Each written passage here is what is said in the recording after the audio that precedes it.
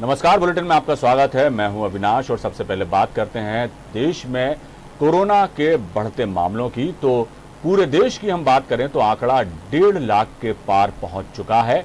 1.5 लाख लोग कोरोना से संक्रमित हो चुके हैं। 4,337 लोग अब तक कोरोना की वजह से मारे जा चुके हैं। हालांकि राहत वाली बात यह है कि 64,000 से ज्यादा लोग कोरोना से जंग जीतकर अपने घर भी लौट चुके हैं। मध्य प्रदेश में भी हालात कमोबेश गंभीर ही हैं। 7,000 पॉजिटिव मामले मध्य प्रदेश में हैं और तकरीबन 305 लोगों की मौत हो चुकी है। और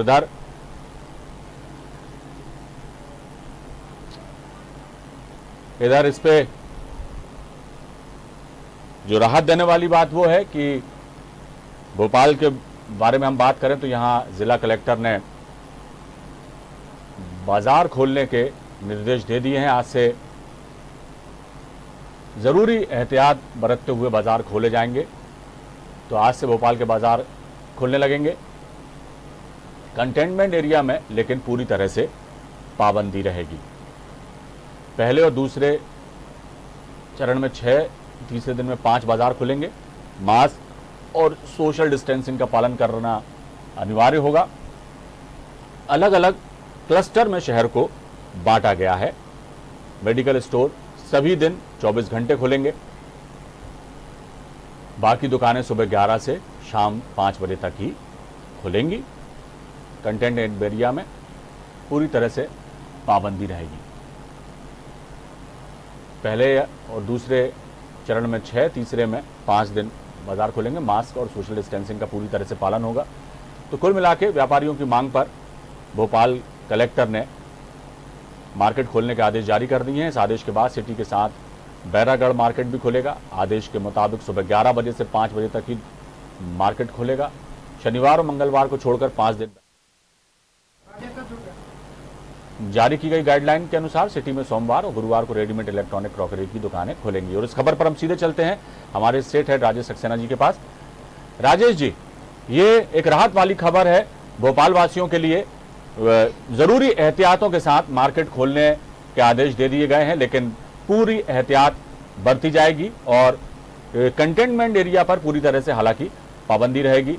अब धीरे धीरे स्थिति को सामान्य करने की दिशा में जिला प्रशासन आगे बढ़ता दिखाई दे रहा है। क्या कहेंगे? देखिए, बिल्कुल अविनाश जी, जिस तरह से पीएम नरेंद्र मोदी का जो संबोधन था लॉकडाउन 4 के पहले, और जिस तरह से उन्होंने संकेत दिए थे कि जो लॉकडाउन 4 होगा वो नए कलेवर के साथ सामने आएगा, नए रंग रूप में सामने आएगा।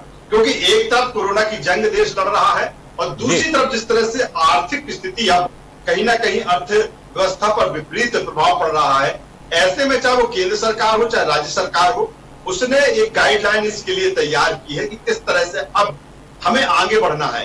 कोरोना की जंग के साथ ऐसा ना हो कि जंग लड़ते लड़ते हमारी अर्थव्यवस्था चौपट हो जाए, लोगों के सामने रोजी रोटी की समस्या विकराल रूप ले ले, तो एक और गंभीर समस्या से देश और प्रदेश जूझ सकता है। और यही कारण है कि अगर मध्य प्रदेश की बात करें, मध्य प्रदेश की राजधानी भोपाल की हम बात करें, तो भोपाल कलेक्टर ने जिस तरह से आदेश जारी किए हैं नई गाइडलाइन के अनुसार कि भोपाल में आज से बाजार खुलना शुरू हो चुके हैं और अलग अलग सेक्टर बांटा है। जैसे कि कपड़े हो गए, बर्तन हैं, अलग अलग किस दिन क्या खुलेगा, इलेक्ट्रॉनिक का आइटम, इलेक्ट्रिक से जुड़े हुए सामान या अन्य सामान, 2-2 दिन बाजार खोलने का निर्णय लिया गया है और अलग अलग सेक्टर में बांटा गया है। दूसरी तरफ जो हॉटस्पॉट बने हुए हैं, कंटेनमेंट एरिया जो है, वहां पर छूट नहीं रहेगी, वहां यथास्थिति रहेगी जो लॉकडाउन में जिस तरह से पालन करना है।